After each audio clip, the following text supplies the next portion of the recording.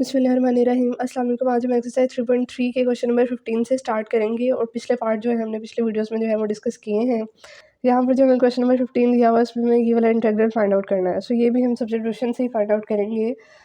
सो यहाँ पे हम सबसे पहले लेट करेंगे कि हमारे पास t is equal to ln sin x को जो है हम t लेट कर लेंगे। अब हम इसको डिफ्रेंशिएट करेंगे। सो इसका डिफरेंशियल बोथ साइड पे लेंगे तो टी का डिफरेंशियल भी आएगा। इधर लोगरिथमिक का जो हमारे पास डिफरेंशियल का फार्मूला होता है वो लगेगा 1/sin x।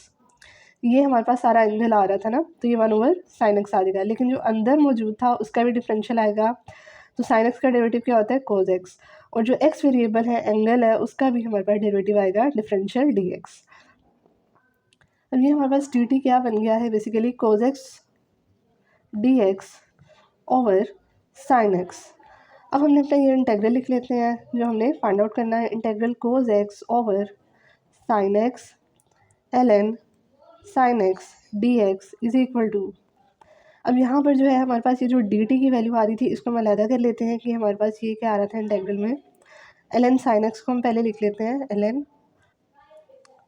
ln of sin x और साथ में हमारे पास cos x over sin x dx। अब हम यहाँ पर जो है ना अपनी वैल्यू सब्स्टिट्यूट कर देते हैं। हमने जो है 1/ln sin x की वैल्यू हमारे पास क्या है? t हमने लेट किया है और इसकी वैल्यू हमारे पास क्या आ रही है? dt। सो ये अब यहाँ पर जो है हम इंटेग्रल का फार्मूला लगाएंगे, वो हमारे पास क्या आएगा? ln t और प्लस कांस्टेंट ऑफ इंटीग्रेशन। अब यहाँ पर जो t हम सब्स्टिट्यूशन लेके चल रहे थे ना, हमने इंटेग्रल फाइंड आउट कर लिया है। अब हमने ये सब्स्टिट्यूशन की वैल्यू पुट कर देनी है इसके अंदर। तो हमारे पास क्या है? ln sin x plus c। सो ये जी हमारा आंसर है। आगे जी हमने इस वाली वैल्यू का जो है इंटीग्रल फाइंड आउट करना है। तो यहाँ पर जो है हम ln sin x को ही t लेट करेंगे। सो हम लेट करेंगे कि t is equal to ln sin x है। अब हम इसका डिफरेंशियल फाइंड आउट कर लेते हैं। सो dt बोथ साइड पे हम जो है इसका डिफरेंशियल फाइंड आउट कर लेंगे। ये हमारे पास ln का लोग का जो हम डिफरेंशियल लेते हैं ना, since d over ln x, वो हमारे पास क्या आता है? 1/x dx। सो वही हम यहाँ पे करेंगे। यहाँ पे हमारे पास x क्या है? sin x है। सो ये हमारे पास sin x आ जाएगा और sin x जो अंदर वाली टर्म है जिसमें लोग अप्लाई हो रहा है उसका भी डिफरेंशियल आएगा। वो हमारे पास क्या आएगा? cos x का डेरिवेटिव का फार्मूला होता है sin x का, और x का भी डिफरेंशियल। अब ये जो हमारे पास dt की वैल्यू आ रही है ना, ये हमने cos x dx over sin x ये वाली वैल्यू हम पुट करेंगे। सो यहाँ पे हम लिख लेते हैं कि हमारे पास क्या बन रहा है? cos x ln sin x over sin x dx। सो हम यहाँ पे जो है ln sin x जो हमने लेट किया था उसको हम अलहदा कर लेते हैं। सॉरी, x नहीं आएगा, ln sin x इसको इनटू ये वाला जो cos x है over this sin x dx। अब जो है हम वैल्यू सब्स्टिट्यूट कर देते हैं। सो यहाँ पर जो है ln sin x की जगह हम क्या लेके चल रहे थे? t हमने लेट किया था। cos x over sin x dx की जगह हमारे पास dt वैल्यू आएगी। अब इसका आपको पता है इंटेग्रल क्या होगा? यहाँ पे पावर रूल का फार्मूला लगेगा। पावर में 1 ऐड करेंगे और सेम पावर में 1 ऐड करके नीचे लिखेंगे प्लस कांस्टेंट ऑफ इंटीग्रेशन। सो ये हमारे पास क्या बन जाएगा? t² over 2 plus c। अब यहाँ पे हम t की वैल्यू जब लेके चल रहे थे वो हम पुट कर देंगे ln of sin x plus c। सो ये जी हमारा आंसर है और ये इसका जो है स्क्वायर आएगा ओवर 2। सो ये जी हमारा आंसर है t² ओवर 2 प्लस c। तो टी की हमने वैल्यू सब्स्टिट्यूट कर दी है। और ये वाला जो क्वेश्चन नंबर 15 और 16 है ये भी इंपॉर्टेंट है। आगे जी क्वेश्चन नंबर 17 हम इसका करने लगे हैं जिसके अंदर हमने इसका इंटीग्रल फाइंड आउट करना है।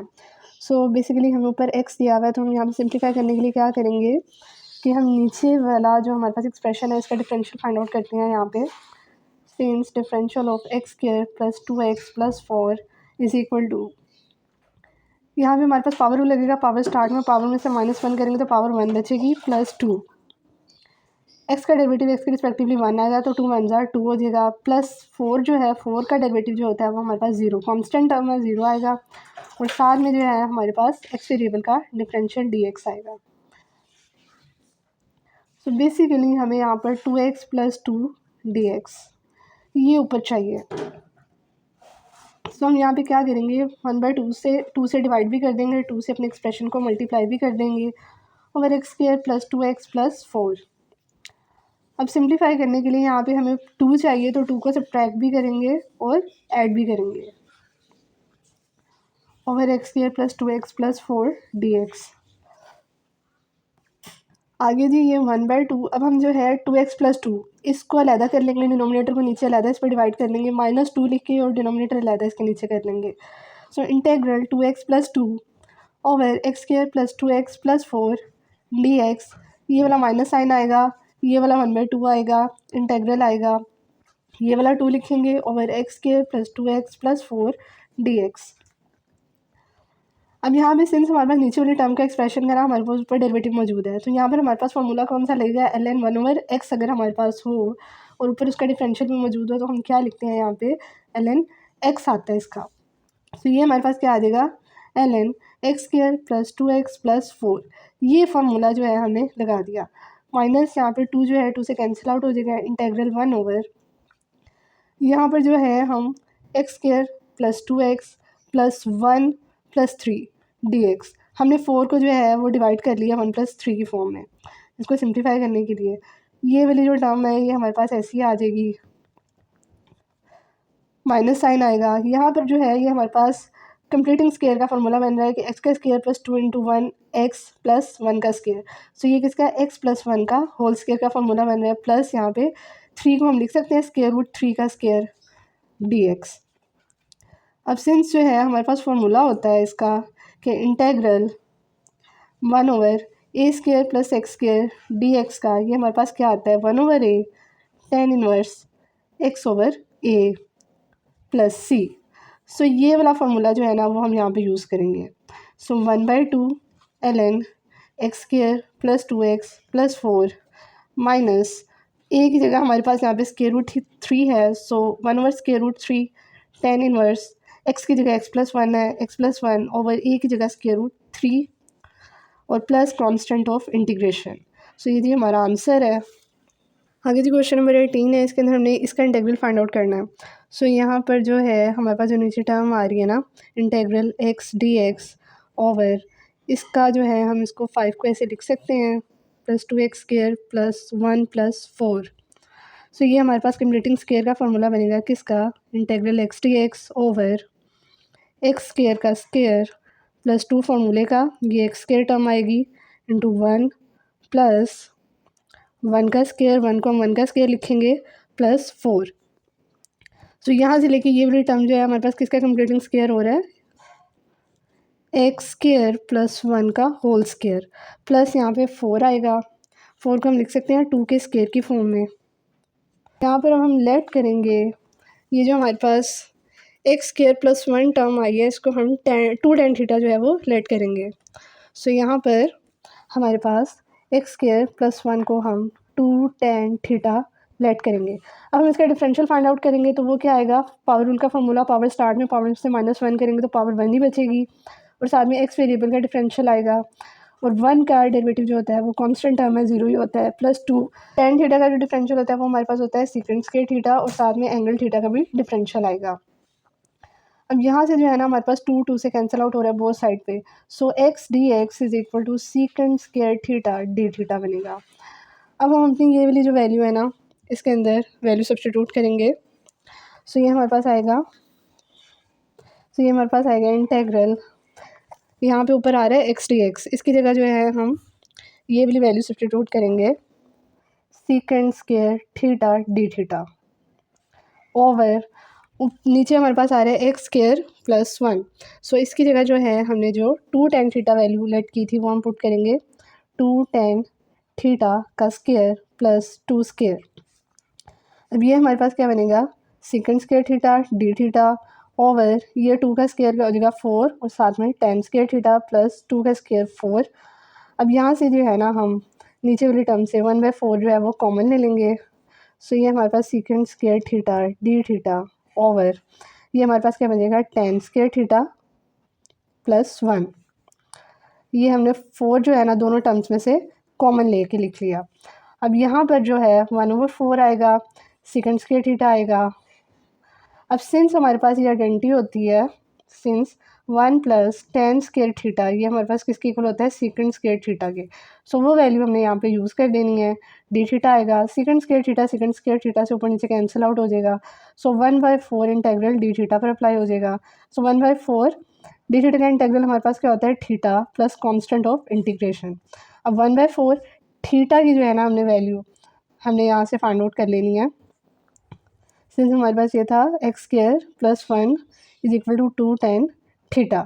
अब 2 उधर जाएगा तो 2 डिवाइड हो जाएगा, is equal to tan theta, और जब tan उधर जाएगा तो tan इनवर्स बन जाएगा इंटू एक्स स्क्वायर प्लस 1/2। सो यहाँ पर जो है हमारे पास ये थीटा की वैल्यू आ रही है tan inverse x square plus 1/2 plus c. So ये जी हमारा आंसर है।